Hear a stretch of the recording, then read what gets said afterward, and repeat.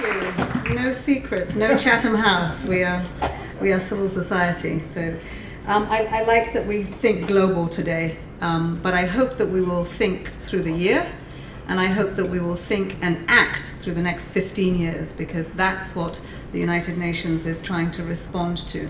But thank you for having me, and this conversation, I hope, will be helpful to you and continue to inspire the work that you've begun to do with us with civil society over 2.5 years ago, over the next 15 years and more. I know that I am already hearing from the last speaker some of the do's and don'ts that I will take back to member states when we go back today. I actually started my trip a week ago. It was in Kathmandu, and then we went to Hanoi, and then Addis Ababa, and now I'm here on my way back to New York. Really important meetings there, because for us it was engaging with parliamentarians. Parliamentarians in both places. In Nepal, they were talking about how they can cross borders in defense of children's rights and child labor. We moved to Hanoi, and there was a whole different scenario of parliamentarians who wanted to know how to be involved and be really representative in terms of the actions on a sustainable development agenda. What did that mean? Ended up in Addis, where we were talking to ministers of finance about making this a reality. We've said what we think should be the frame for this, and how are they going to come to the table with the resources, the means of implementation to do it. I'll say before I go on any further, because it's why I love to stand in front of an audience as young as this one, and that's my greatest achievement is my 6 kids, 4 girls and 2 boys.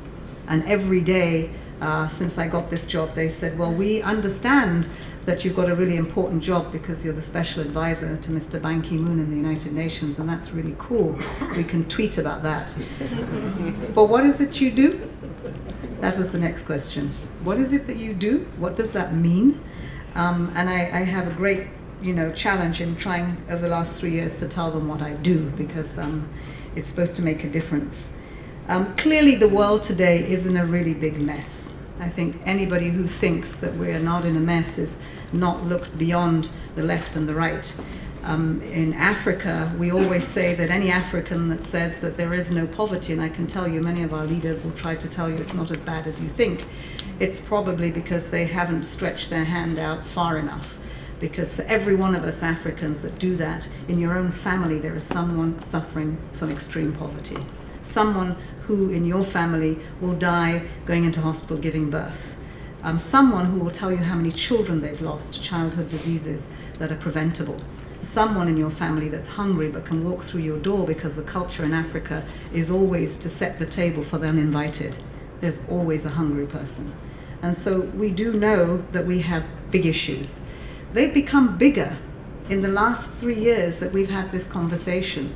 In Rio, when we decided to have sustainable development as the core to the next framework for succeeding the Millennium Development Goals, we didn't have the kind of insecurity that we had today. In fact, we have more conflicts today than when we started designing the successor development framework.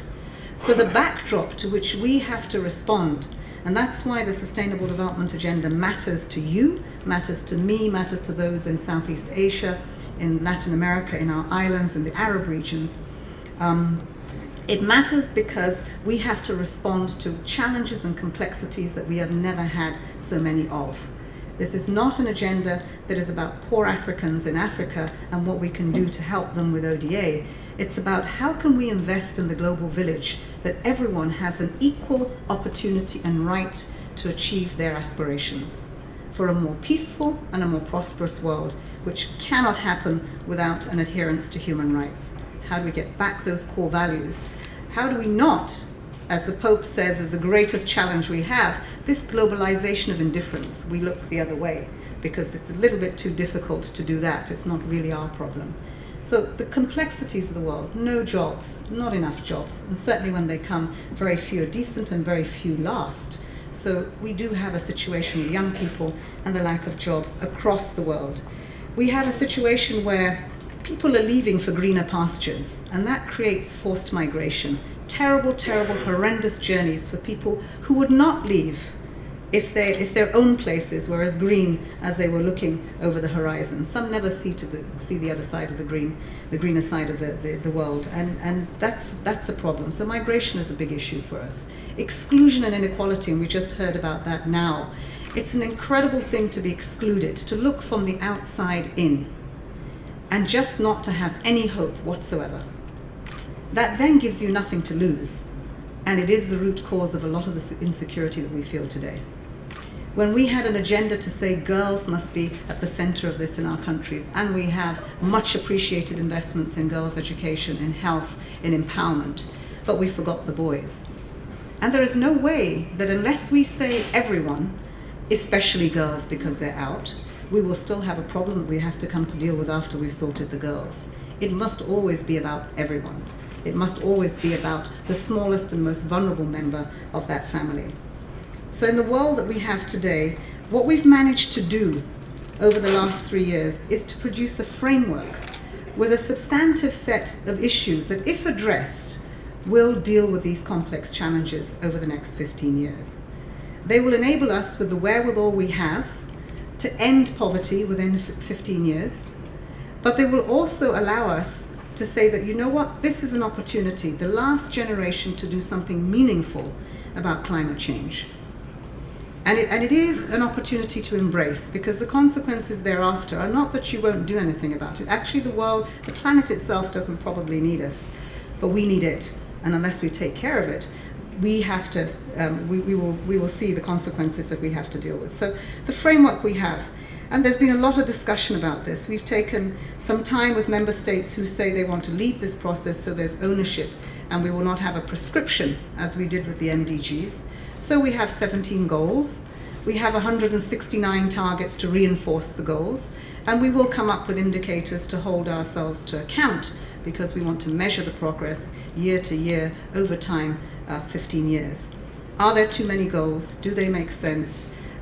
Is this no clarity, not science-based? We believe that this is a good set of opportunities and investments. And they come in such an odd number through a process that is trying to represent the world. And the world is not Europe and Africa. It is Latin America that does not do development as we have done it for decades. It is about the Arab world that really don't see any hope because of occupation and conflict. It is about small island states that we don't reflect on until there is a disaster in Vanuatu, or you see that we are looking at Kiribati that is not going to survive through the next decades. So we see all of the issues of everyone in this global family, in this global village, represented in this agenda. So it may not look very pretty, and we can tie a bow on it and say this is a neat number, but the world isn't a neat situation.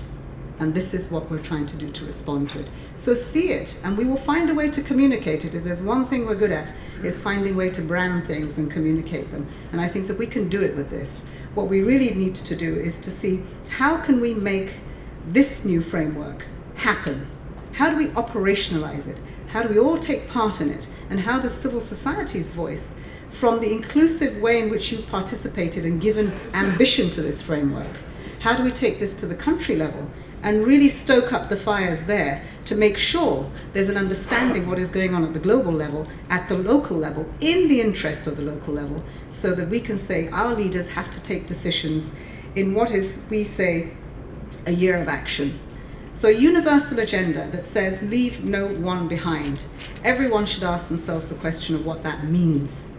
For me, when I said leave no one behind, or the Secretary General said to me leave no one behind, I was trying to imagine what that would mean, because the one thing I don't want to do is to go back and answer my 6 children who will say, you said you'd leave no one behind and you left all these people, because they're really smart. They're helped by all of you, because this thing called the internet, they get everything in 60 seconds. So they're much smarter than we ever were. I visited Nauru because it's the smallest member of the UN family. It's a tiny island, 4 hours off the coast of Australia. And when I visited it looked much like a village in Africa to me. Yet they had had such a good economy, they blew it, no governance. But I got there with a population that had 90% diabetes type A. They had 95% obesity. Very nice school provided by the Australian government. But what was the education for? Because there were no jobs. They'd have to leave the island. And climate change made it such that it wasn't so much they were going to get covered by the next tidal wave, but the food chain that they had was broken. The seas were warming. Now the competition for the tuna they had was with the dolphins. Not people who were coming to fish them, but actually the dolphins. And we proved that because we went fishing. At least I had an excuse as to why I couldn't catch the tuna. The dolphin took it. But it was a very classic example of why would we care about something we can't see? 10,000 people in the middle of nowhere, and none of us would ever imagine, why would we care about them? If we don't care about the smallest, most vulnerable member of our family globally, then slowly we will not care about the rest of us. It's the youngest person in our family, in our community. It's a representation of what it means to leave no one behind. And I think that this has been a critical part of the discussions that we've had. We have an integrated agenda. For the first time, we're not just going to talk about a band-aid for symptoms in our social agenda. Let's give some people health. Let's give a few people just basic education. Let's actually talk about how many women can have access to empowerment. What type of empowerment? Not all types of empowerment, just this type of incremental investment in development that's insufficient. This agenda talks about an economy driving results in people's lives and caring about the planet. That's why the 3 dimensions matter: economic, environmental, and social. But it is about ministers of finance who see the results and say, I've succeeded, not with how much I'm growing with my GDP. No, how many lives have I made a difference in? And that's north and south. How many jobs have I created? How many people's lives are now less at risk because we've addressed issues of preventable deaths? And then what are we doing? Growing our economies and destroying the planet. And I think that this is what makes it different when someone says, what's different? And I think that the integrated agenda addresses the root cause. And that way we have a longer chance of investing and not reversing the gains. That sustainable development means that it's irreversible, that we don't have to come back again in 15 years' time and start it all. And I think that we can do it. We can finish the unfinished business of the MDGs, which are a glass half full, half empty. We can learn the lessons. But we can take this with a new set of partners. And the new stakeholders are a broader sense of civil society, a broader sense of governments, because we are going beyond the regions that we've been used to. But we've introduced business. And I will say that we want to say responsible business. We've introduced parliamentarians, our academics, the science community. So many more people are involved in this decision making. They're also involved in the implementation over the next few years. The year of action there for us means 3 important milestones. There are lots of baby steps on the way to each of these milestones, and they matter. They matter to the quality and the ambition. But the 3 big milestones are the financing for development in Addis, we heard that just now, the summit itself in September, and the COP meeting in Paris in December. And each one of these, if we do not take the right decision, then we will reverse the gains, but we will also set ourselves on a course that is unsustainable. And that, I think, is an implication for the future that we have no right to do. And I think the demand, therefore, has to be made of our leaders at each one of those milestones that they step up to the plate, especially since member states said, we are taking the driving seat. You take the driving seat, please don't drive us over the cliff. What we want is to drive on a long road to peace and prosperity. And this is where these 3 meetings, we want to hear your voices in Addis about ODA. It must be about a recommitment. It's a commitment that's unfulfilled. It is the first litmus test of whether globalization, the global partnership, is going to work for us. Do we really mean it? And it's not charity. It's in our own vested interest for those who have committed to ODA. And we need that as part of the overall mix. It's not on its own. Yes, we want domestic resource mobilization. We want domestic resources from our governments used for our people. We want it expanded. We don't want domestic resources that have to be choiceless choices. Not enough money, because I now have to decide whether I fund education or whether I fund a road, whether I fund health or I fund water. This is a choiceless choice. We have the resources in the world to do the lot, but we have to improve our domestic resources. We have to have taxes in there, taxes that are beneficial to people. We must find ways of unlocking the resources that are in the hands of 1,800 people in this world. Private equity. We look at the pension funds, the sovereign wealth funds, all the funds that are locked up not doing very much. We're not asking for them to come free of charge. We're asking them to be provided so we can grow other environments that can benefit everyone. But to have resources locked up without a means of using them to develop a more equitable world, a more peaceful world, a more prosperous world, is unacceptable. That's where we should have zero tolerance. And we're asking our leaders to put their weight behind it and find those tools and instruments where people should give credit guarantees, because it does matter that we invest in a health system so we don't end up with Ebola. Ebola didn't just visit those countries and happen to one or two people. Health systems were not in place to deal with it. And where they were in place, in my country, in Nigeria, we solved the problem of Ebola in 2 states. We're thankful it didn't go to the north of my country, because then we would have been in big trouble, because our health systems there don't work. So we know we didn't invest in preventing many of these situations, and now we're saying that we really must do that. But we must also prevent in post-conflict. How do we put money into post-conflict? I look at this trajectory as one where we can invest adequately at scale to prevent the conflict that we see ourselves, the insecurity that we see, inequalities that we see. And we must do that. We have the resources for it. There's not much we can do about this conflict bit, because we're in conflict, and the business of that is really in the hands of a few leaders in this world, and we have to pressure them to do something about that. But we can do something when we get out of conflict. If we make peace today, how do we sustain the gains of peace? That is a long-term investment. And so how do we find those resources, unlock them for peace? For goodness sake, that is not a challenge that we should have to fight for. If we don't want conflict, why don't we invest in peace? Invest in development, invest in peace. We will reduce the gap in conflict. Someone's benefiting from the conflict if we're continuing to do that. We don't believe the majority of people in this world want to benefit from conflict. They want to benefit from peace, and they want to benefit from prosperity.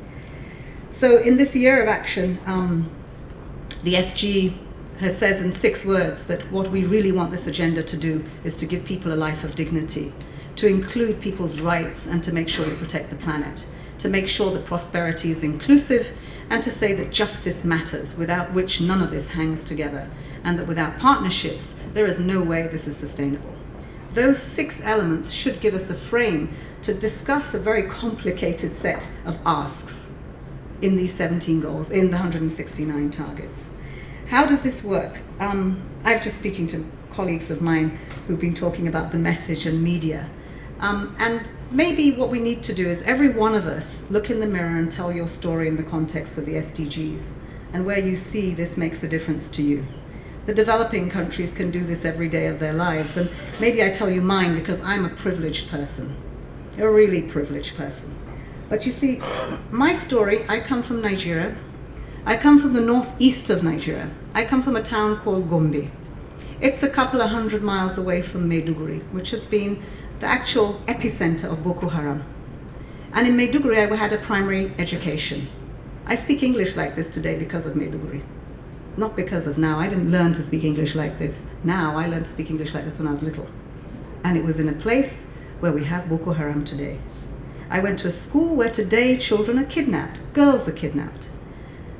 I have a place in Gombe. I come from Gombe, that's where my family comes from. And we strap bombs to girls and we let them off in our mosques. We have almost zero opportunity for routine immunization. We don't have legal identity. But all of this happened in the last few decades. What went wrong? We had a lake in the park that we lived. It's called Lake Chad. It's huge. As a child, we used to get in a hovercraft. And we used to go across the lake, and we used to believe that we were going to England. It was so big. But today it's a puddle. There are no livelihoods there anymore. It is the domain of Boko Haram. Today, 40 kilometers of desert come across. Every year they come down. It exacerbates the opportunity. Today, those schools have been deprived of investments because corruption has become rife and we don't have those institutions anymore. But what is the good news? And this didn't happen because I made it up. It's just happening as life is going along. That's my background. And I look to see this agenda I can take home in December, and I can make things work. I can change them because I can advocate to my government that this is a good tool to take our vision and our plans further, and it will be done in a global way. But I was having a bit of a problem there because I was thinking this is a really difficult environment for me to do that in. And then suddenly we have an election.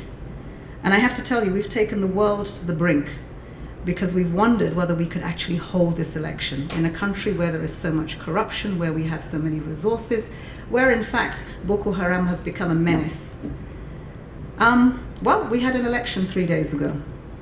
And what happened? The opposition won for the first time in our history, in fact in the history of Africa, and we get an incumbent who picks up the phone and says, I concede. So democracy survived the third hurdle. And what does that say for us? We have a really bright light at the end of the tunnel that gives us another chance.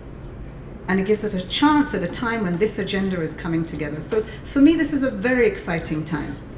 I'm not going to stay in the UN beyond the privilege I have of helping shape this agenda. I'm going home. But I'd like to think every one of you sees an opportunity to partner with me in a horrific part of the world today when you hear what Boko Haram does, and so insecure, but that you would partner to make it better for you and to make it better for me. And it will be better for you, because I can tell you, I sit in a plane, I walk to the toilet, and everybody's worried about what I'm going to do because I'm dressed like this. I walk to an immigration office and I'm questioned 10 times longer than you are. So how do we become partners that reverse that? That you actually say, oh, she looks really quite nice. That's nice clothes. Where is it you come from? And I go through faster. But I don't today, because today we are insecure, we are suspicious, we don't trust. And these are things that happen on the floor of the negotiations. So don't underestimate the ask from the leaders. There are real challenges to how much we trust each other, how much we're willing to invest in a partnership to bring us back to peace and prosperity. And how do we do this? Each and every one of you. We have Action 2015. It's a coalition of NGOs, of civil society, that started not very long ago. And activism today is really different from activism when I did it. It seems to be really quite polite these days. I even have instances where I visit civil society and say, can we have Chatham House rules? Goodness me. We should be able to say anything we want to because we represent people, we represent issues, we represent values. And that, I think, is what we have to wake up to. How do we engage young people? Women's Day the other day, and I pick up the phone and say to my daughter, where are you? Oh, I'm in bed. Goodness me, it's 2 o'clock in the afternoon. Aren't you marching? Marching for what? Women's rights. Oh, that's in London, and I'm a little way away from London. Oh, right, okay. So I don't understand you. March on the internet. Well, how do I do that? I don't know, I don't understand the internet. But I know that you can probably say, I'm going to march for 15 years, and you can create that, and then you can get all these people who are going to engage with you on the internet, and you can tweet them until you're, I don't know. But all I know is we have to find different ways of making our voice heard, putting back our courage of conviction, speaking truth to power, where is the steel in the spine to demand the right thing. And once we demand the right thing, to be ready for the long haul in recovery the day after. So that what happens in the Arab Spring is not that we get across the hurdle and then there's no one there to help us through the next day, the day after. So it is all about these things. And so when people tell me about Think Global Day, it's about actions. And how could you take those actions in a world today that very many of us don't understand what it is that we need to do and say to make that work. So I believe that social media works. We hope to make these goals famous. We're involving the creative community, the Richard Curtises of this life, the Global Poverty Project, to make this a reality in September. But the real work is that how do we make this alive in everyone's life? If you've got a day job, then your weekends should be spent on this. And if you don't have a day job, then they should be spent on this. And this is what we should do for the next 15 years, so that when we come back to this room in 15 years' time, we will be talking about a much more prosperous environment. But the faces in this room would be universal. Because we worked, we managed to find partnerships. We managed to look at migration not as forced, but as planned. And that we do change the face of the way things should work, and it should be about people and planet at the center of this. Thank you.